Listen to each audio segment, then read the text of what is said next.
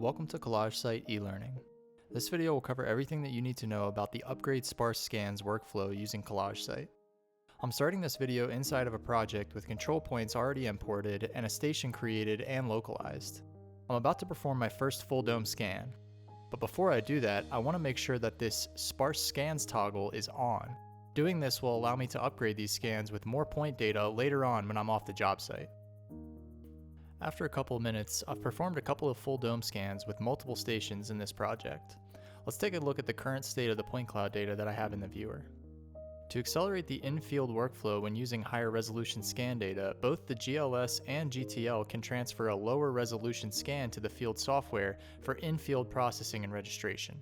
As a user, you can then upgrade the resolution of those scans on the tablet, in the field, or in the office utilizing the SD card after scanning is complete or during a break.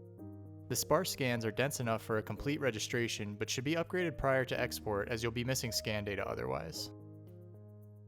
So as you can see, I have enough data here that I could perform manual registration if necessary, but not so much data that it slows down my device and overall workflow. From here, you'll need to retrieve the SD card from your instrument and plug it into your laptop or computer. On the GLS, the SD card is located in one of the battery compartments. With the SD card plugged into my work machine, I'm ready to continue with this workflow. Open up a Windows File Explorer and navigate to the directory where your SD card is, and then find the project folder with the name of the project you were just working on. Select that project folder and choose to zip up the entire thing. It's recommended to then move the zipped project folder to a local drive on your work computer, which is what I did here. Then all I need to do is navigate back to the Workflow tab, into the Import menu, and then select Upgrade Sparse Scans. Drag in or tap in the box and browse to select the zipped project file that you just created. Let's quickly talk about some of the settings you can adjust as a user before upgrading. Limit distance allows you to remove scan data anywhere outside of 300 meters away from the scan that was done. This is adjustable, and you may want that to be much less depending on the needs of your project. Edge noise reduction removes data that was split between two surfaces. The laser used to measure surfaces is usually between 1/4 of an inch to 1/2 an inch on most scanners, so when part of that is on one surface and part of it is on another surface, the sensor may pick up both reflections.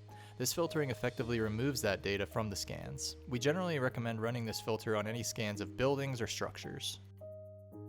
Surface smoothing is used to minimize range noise on surfaces that are flat or nearly flat, resulting in data with less noise on these surfaces.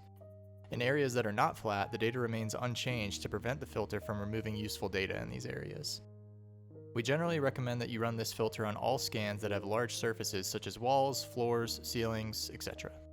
Adjust any settings that you want to change from defaults to your liking, then tap Next, and when you're ready to upgrade, tap the Import and Process button. The import is intelligent enough to recognize each station and scan, and it will only import and process data that is missing from the Collage Site project. This includes upgrading any Sparse scans to full resolution. Comparing this to the Sparse scans that we looked at in the beginning of this video, it's really easy to see how much more scan data we now have to work with in Collage Site. And with that, you now understand the Upgrade Sparse Scans workflow using Collage Site. Best of luck in the field, and please use these links to contact us with any questions.